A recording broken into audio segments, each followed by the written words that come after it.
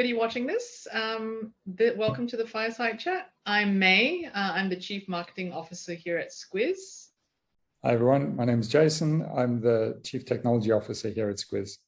So let's just dive into getting to know each other better, Jason. Sounds good. Why don't you give this a go first, Jason? All right. My very first job was as a developer in a micro-lending company. So I used to do coding as well as actually first level, support really.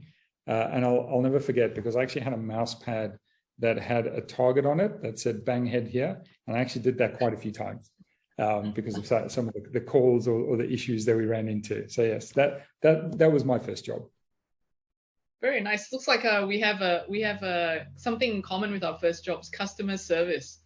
So my first job, I had dreams back when I was growing up in Malaysia. We were surrounded by a lot of fabulous resorts, 5-star resorts. So I said, I want to work in a resort. So my first job was as an unpaid management trainee at the Shangri-La Tanjung Aru Resort in Sabah in Malaysia.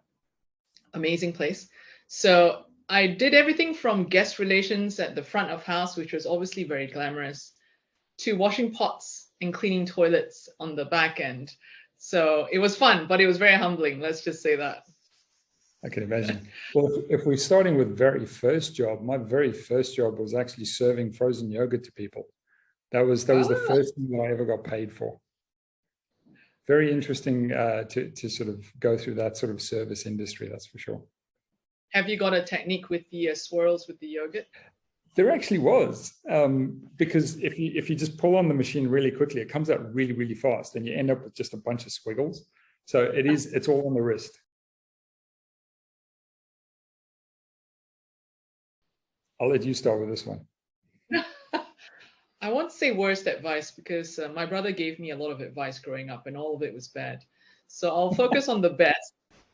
So it was always go beyond the task that you were given, and just think about what else you can do to go the extra mile, because that will open up a lot of new doors that you never expected. So that was probably the best advice I got, career-wise at least. Okay, that's pretty good. Yeah, I think I'll go with one. It's not the worst, but it's probably one of the things that sort of caught me up. I'm originally from South Africa. When I moved to Australia, it was supposed to be for a short time, and the chief technology officer at the time, when I was coming over, said, well, there's a Big Mac scale. So when you think about your salary and what you're going to be doing, if you're moving into another country, take your salary, divide it by the number of Big Macs that you can afford, and then do the same thing in the country that you're moving to. So US dollars, British pounds, whatever it is, have a look at how many Big Macs you can buy, and you can then compare whether you're going to be the same off or better or worse. Yeah, that's not great advice. Fast food costs different things in different countries. So I got bitten quite badly by that one when I first came to Australia. That is the first I've ever heard of Big Macking your way through parity across countries. It's a good one to kind of throw in there to make somebody think about it anyway. How's mine changed over the years? It's always been technical. I've always enjoyed technology and what you can do with that. I think in terms of how it's changed, I was a developer for many, many years, lots of different platforms and ways of working. But over time, I found that I gravitated more towards the people side of things. And that's probably been the biggest shift for me, is keeping as close to technology as possible, and being able to call people out when you need to on things that we're discussing. But I found that there's not many people who, from a technical perspective, can actually translate that into lay terms for the rest of the business.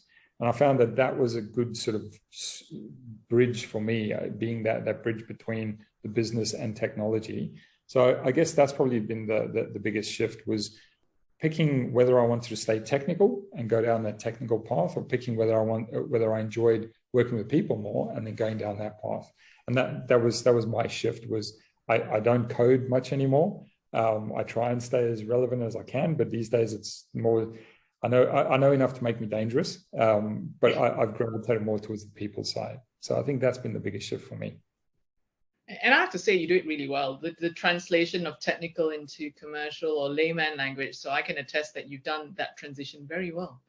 Thank you. On my end, I've had a bit of unconventional pathway in the sense that my first job was HR in a large corporate, but every job after that graduate role, hasn't necessarily been in marketing, but it's been in starting up teams and starting up new functions in roles that never existed before. And it gradually moved into the marketing space, but it's always been kind of greenfield roles that never existed before. So that's kind of carried through even to the role that I have today.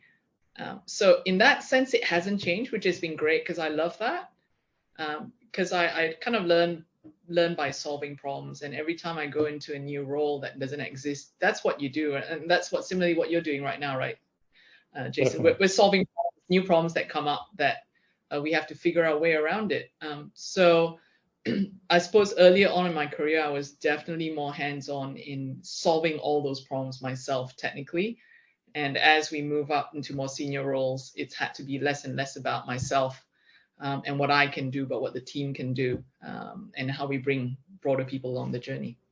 Yeah, 100% agree with that. And I must say, you're definitely a people person. That's for sure. Regardless of if you came from HR or where you are now, it's easy to work with you in that respect.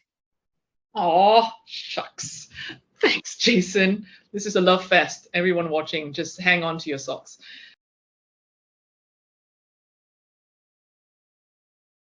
It's very much what carries on from the other question. It is about solving problems and connecting the dots.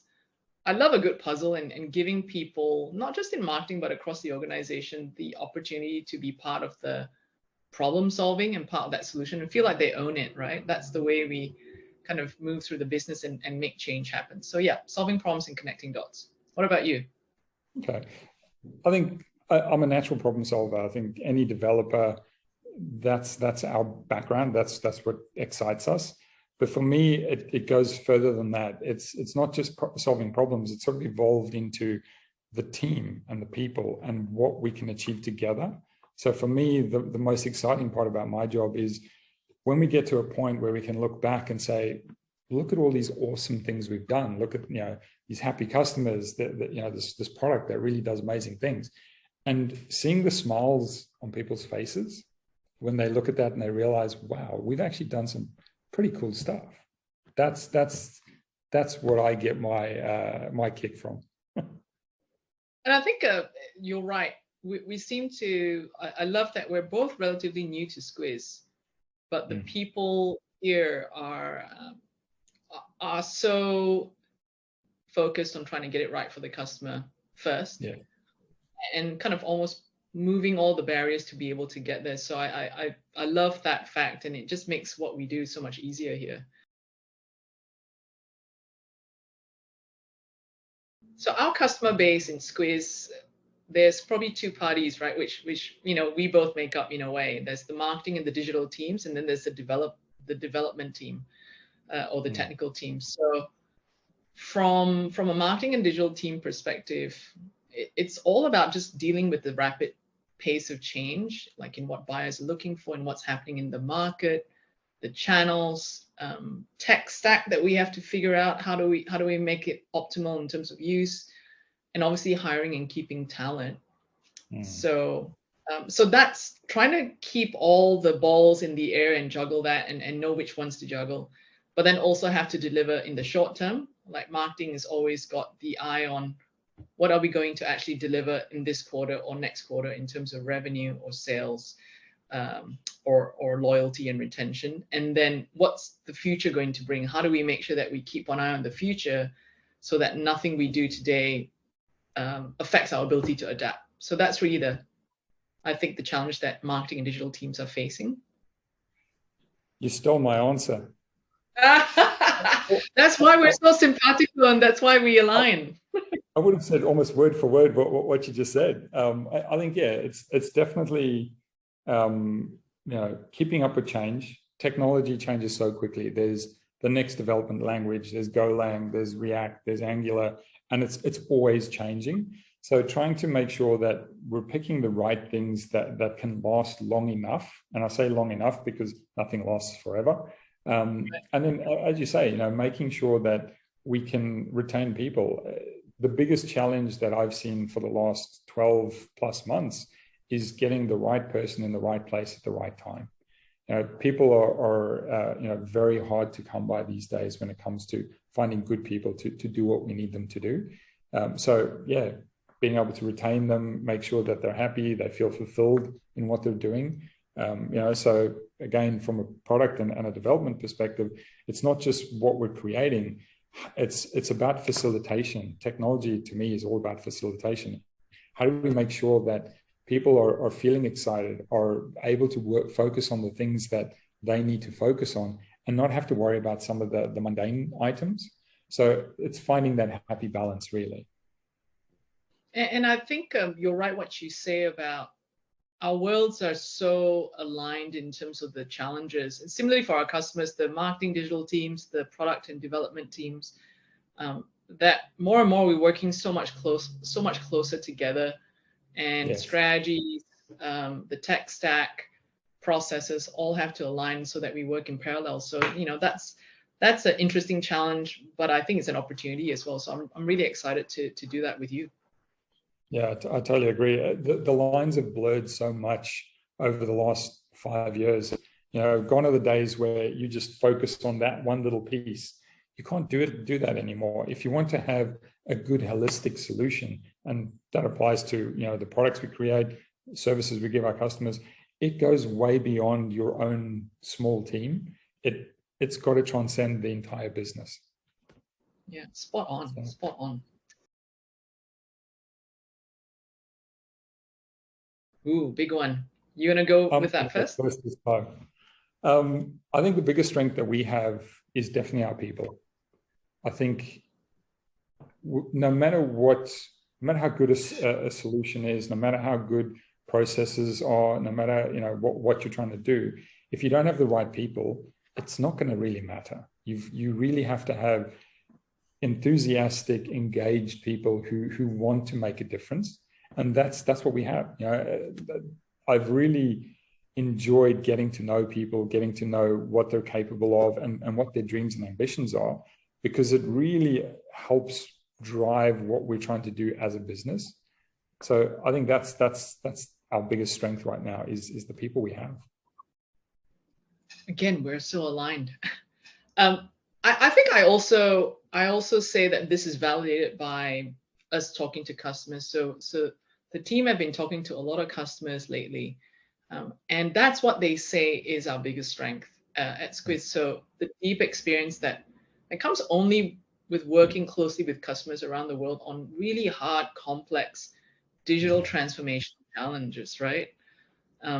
That helps us through all that cumulative experience, kind of solving problems for our customers that aren't easy, right? To focus on the right things, not always the simplest things or the easiest things, right? Yeah. So that's what our customers need, not a generic one-size-fits-all kind of in a box solution, but the combination of developing products that our customers need to solve actual challenges that we keep running into again and again, and then using our experience to predict what they're going to need tomorrow, because the market keeps changing. We just talked about that. And then how do we build that flexibility, that adaptability into our products, services, but customer care and success programs as well. So I agree with you. It's the experience that our people bring that makes what we do hard, so that we can make things easier for our customers, but base that on actual things that we've helped solve over the last 20 years. 100%. And one of the things that I like saying is we do the hard work so our customers don't have to. So we'll automate what we need to. We've got that global learning from different geographic regions as well around what good looks like, and we can apply that. So take the little bits that work here and there, and then put it together. Automate what needs to be automated, package up some of that, and go, right, well, you focus on what makes your business tick, and we'll help you with the rest. because we're the subject matter experts there. Yeah, absolutely. And we built that experience because our customers have been our partners in that they come with the problems, they help us work with them to co-design and figure out the solutions to those problems. And they're not always linear, right? They're not always the first time you might not get it, and that's reality. No shiny promise always turns out to be you get everything done and digital transformation works out of the box first time. I think any customer who's gone through that, and I've done that in my past career, and you must have done as well. Like you fall so many times, and I think it's through those missteps, through those learning opportunities, that's why I think we're stronger. So yeah, long answer to that short question.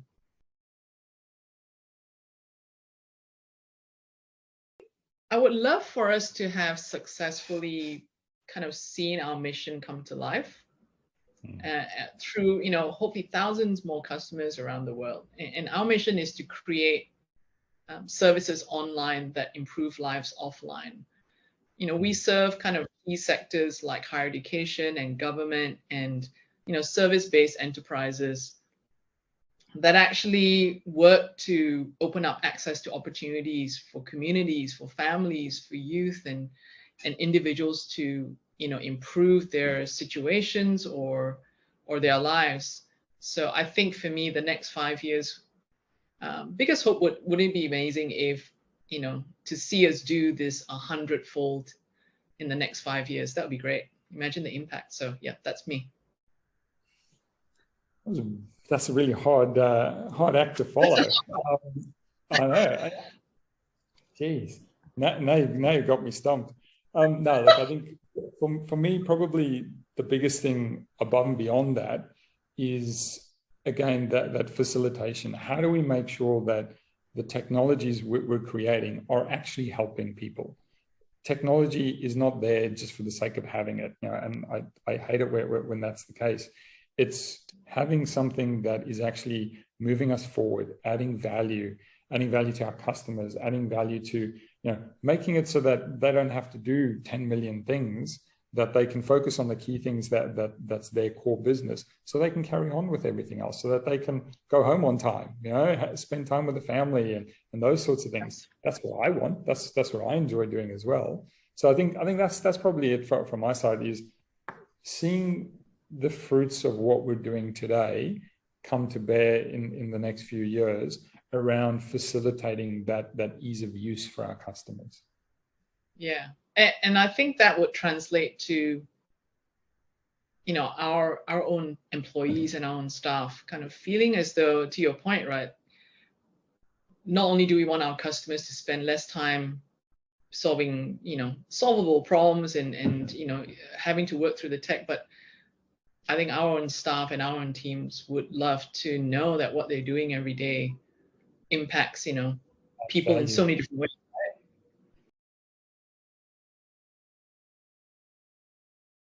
Look, I'm a big geek. I love superheroes. I've grown up with DC, Marvel. At the risk of alienating people, I'm a Star Wars fan. All those sorts of things. I do like Star Trek as well, but Star Wars is what I grew up with. So I think for me, growing up, my hero was Superman. So again, a bit vanilla, but I really liked him, partly because of what he stood for, but also the fact that he could fly. Like that was really cool for me, just being able to fly.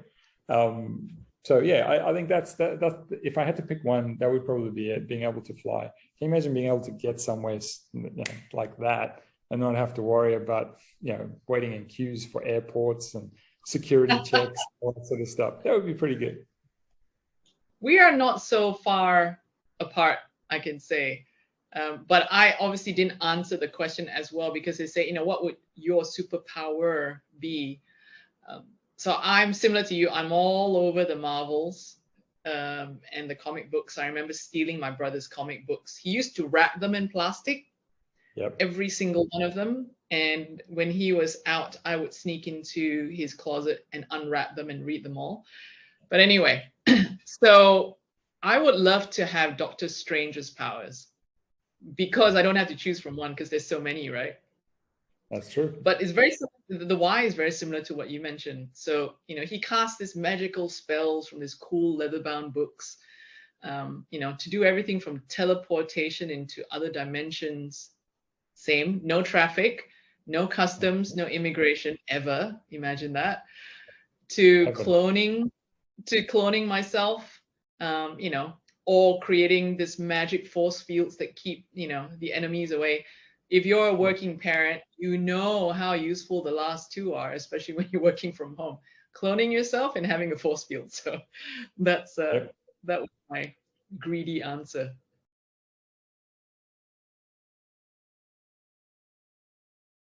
Again, I like quite a few things.